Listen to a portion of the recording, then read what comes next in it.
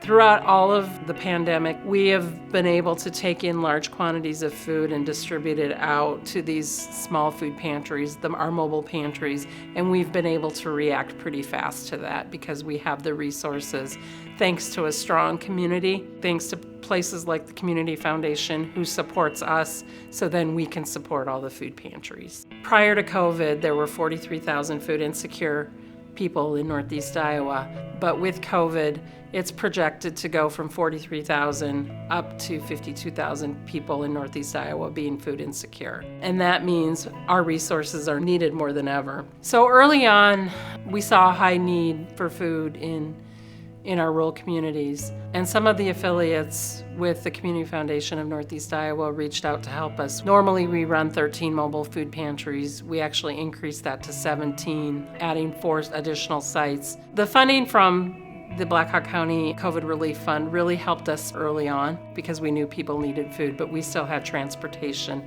warehousing costs, staff costs, because we never closed.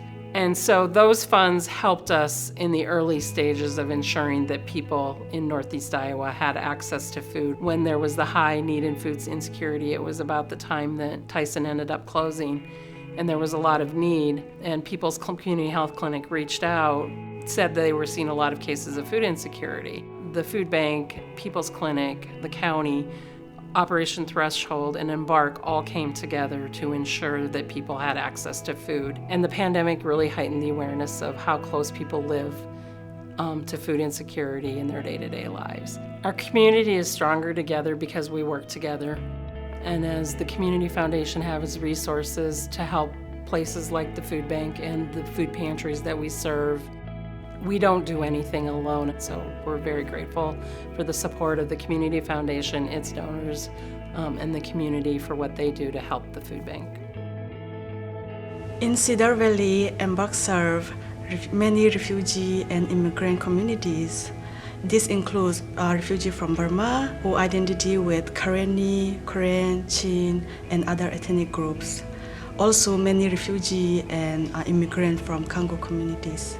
Since I have been in the United States, I never seen a more important time to get information to everyone. The governor sent a message to Iowans every day. Those who can speak English and are from here can have access to this information, but our community did not. I want just to emphasize one of the barriers that we have, like cultural barrier.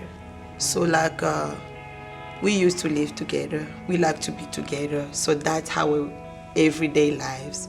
So when COVID hurt, and then they give us information how we can contact COVID, how we can prevent ourselves from contacting COVID. So the main barrier was my community like to digest those information, like the social distancing. It was one of the way we can prevent ourselves from getting sick, but it was not easy for us to digest. We used the money to create like a helpline where people with 10 different languages, where people can call with all the questions they have about COVID. So we use it also to hire like a case manager who was helping us follow up with some doctor appointment after the person is released and go home. What we come next. Also, we use the money to improve a little bit the direct services. We use it to do like a food distribution too, because some of the people, when they get COVID, they could not go outside, so they need somebody to bring them food at home. You know, most of our community, we came here looking for better life. Usually when we come here, we have nothing, so we start from zero. And when we start from zero, you don't have no options. I don't miss work, because I don't have no choice, because that's how I have to make my life. Some of the challenges, they can be fixed. Some of them, they're hard. We're trying, but if they can help us to fix what is fixable, that'd be great. COVID-19, boy, the health department, since our first case here, has worked tremendously hard. One of the things that has been very beneficial is the fact that we took on the health equity approach before COVID-19. And so what it does is it allows us to ask who's missing, what voices haven't we heard, who do we need to reach out to. But the truth of the matter is racism is a public health crisis. And COVID-19 has highlighted how systemic our issues have been. The African American community have endured years and decades of racist policies, which has trickled down to also other populations. In 2018, when Waterloo and Cedar Falls was ranked as the #1 worst cities for African Americans, was something very difficult. But it's important that as a community, we take an opportunity to utilize bad news to do something great. And so it's important for us to ask ourselves, why has that occurred? Why haven't we made the change? And so that really stems from having structural racism and people facing barriers in terms of adequate housing, in terms of health services, in terms of education services. And so we have to recognize that it is the root causes of our problems in this community. And so our responsibility is to really educate ourselves and also be willing to be an anti-racist. How do we educate the community? How do we educate our stakeholders in understanding that this is a systemic issue and we have to work together? People have to be informed, and so that they can make the best decisions for themselves and their communities. And so community partnership is so critical in this work. The health department recognizes that we cannot do it alone. This is a partnership that I believe to be very critical, and we want to engage. We want to hear the different sectors, their experiences, their successes in addressing equity, and also the things that they are intentionally wanting to improve. And then also you have organizations that might not even know where to begin.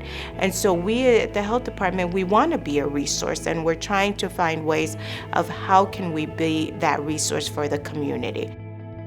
The mapping tool is really a tool that we want to utilize to start a conversation. To have a local foundation like the Community Foundation of Northeast Iowa is tremendous, because this is the kind of support that you want at the local level. It's a support that is indicative that local foundations are willing to support a cause that is great. It's really important for us to have that common understanding to achieve a common alignment of how we're going to address this. The inequities within our system is affecting all of us. It's important that we all contribute to help move the needle forward. The 1619 Project was founded by now Pulitzer Prize-winning Waterloo native Nicole Hannah-Jones. And what it does is it's her research regarding the reframing of American history, because in schools we get such little information about the impact of people that were enslaved here, that she really did a lot of research so that people can really have information of the magnitude and how that actually launched a lot of initiatives in American culture, from banking to farming to music. There's been a lot of contributions that we don't necessarily learn about in our American history. While we at that time weren't necessarily experiencing the same liberties and freedoms, we were still saying we're holding a task, that the fundamental values that our nation was founded on, those should be applicable to everyone. So whether you're Black, whether you are a woman, whether you're LGBTQ, these values that we say, we hold these truths to be self-evident, that all men are created equal, those need to apply across the board. And that's really what 1619 Project is about. The grant that we're receiving from the Community Foundation is literally a launch grant. It's literally a grant that's going to help us get started and get things moving. And so Nicole expressed that she was extremely appreciative of that, and we're very excited to work with the Community Foundation.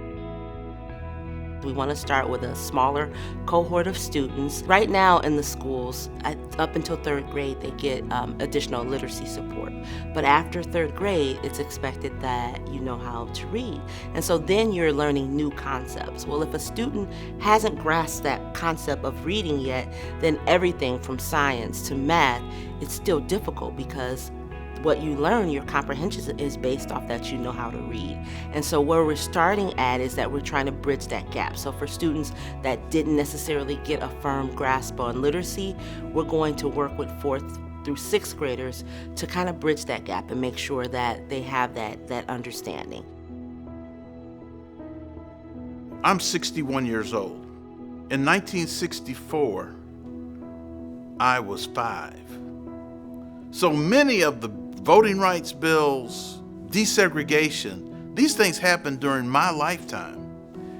When you talk about my parents, or my mother is 83 now. Most of her adult life, more than half of it, was in a system of Jim Crow. And we talk Jim Crow as though it was something a century ago, and it is not. So when you see pictures of lynchings, you're looking at people who are your grandparents' ages. So we have to accept the fact that this change, these changes that we take for granted, are still new. You can't make change unless you acknowledge there's a problem. You know, it's not going to be comfortable. Sometimes we're going to have to admit we're wrong, and other times we're going to have to say, hey, I'm right about this, and stick to our guns. But we've got to be honest enough to make those kind of comments and take those types of positions. What I see is good people recognizing that they need to do something. And I think when that happens, we've got a chance. This movement came about because of a sincere concern that board members from all over Northeast Iowa had. And it wasn't just an African American concern, or it wasn't just a concern from Waterloo, Cedar Falls, but a regional concern. And that's how we're going to have to address it, because the state is becoming more diverse. Our own thoughts and ideas need to be challenged. And what the Community Foundation is doing is supplementing some of those programs that are going to be very beneficial to the community as a whole. The Community Foundation can be a leader in addressing these issues, first by making itself available, by being available, being a resource, and understanding that we are not a catalyst for the change, but a way of facilitating and assisting people who are making that change, because the people on the ground are the people that understand what needs to be done. Now, how do we address the problem or the issue in a meaningful way that values all of us as human beings?